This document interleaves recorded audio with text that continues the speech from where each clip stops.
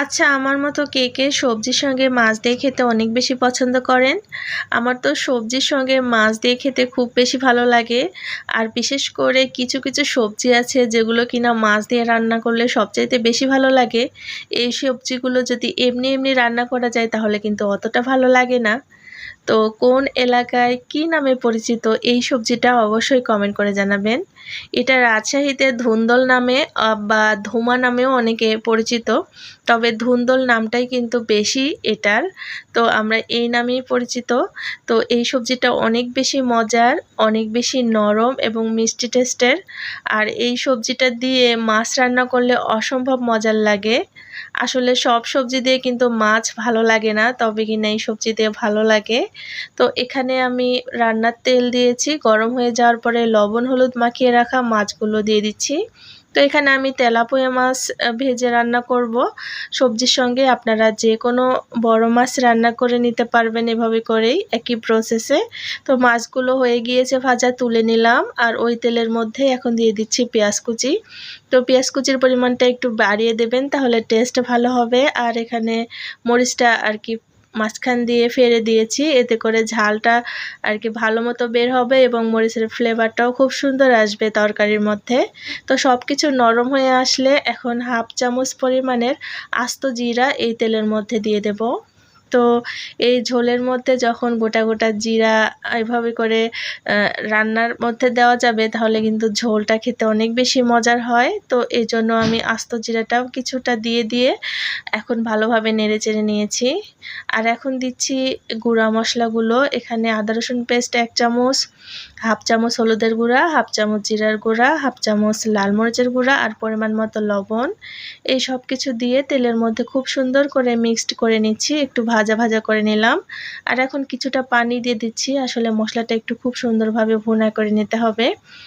আর এইভাবে যে কোনো সবজি দিয়ে মাছ রান্না করলে ভালো লাগে। বিশেষ করে নরম যে সবজিগুলো থাকে সেগুলো কিন্তু মাছ দিয়ে রান্না করলে খুব টেস্ট লাগে। আর এই সবজিটা তো এত মিষ্টি টেস্টের, এটা মাছ দিয়ে রান্না করলে এমনিতেই মজে যায় আর কি। মাছটাও যেমন টেস্ট হয়, তেমন মাছের থেকে সবজিটাও ভালো লাগে। তো সব মশলার মধ্যে আমি সবজিটা দিয়ে এখন ভালোভাবে নেড়েচেড়ে নিচ্ছি। তো এইভাবে একটু নেড়েচেড়ে নেওয়ার পরে ঢাকনা দিয়ে ঢেকে দেব খুব ভালোভাবে মজে আসা পর্যন্ত। তো ঢাকনা দিয়ে ঢেকে দিয়েছি ততক্ষণ যতক্ষণ না এই সবজি দিয়ে অনেকটা পরিমাণের পানি বের হয়ে সবজিটা মজে গিয়েছে, দেখতেই পাচ্ছেন।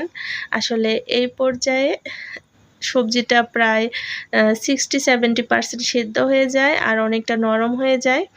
আর এইভাবে করে এখন নেড়েচেড়ে নিয়ে আমি কিছুটা পানি দিলাম। একটু ঝোল ঝোল হবে, এতে করে আর কি আরও বেশি খেতে ভালো হবে এই জন্য।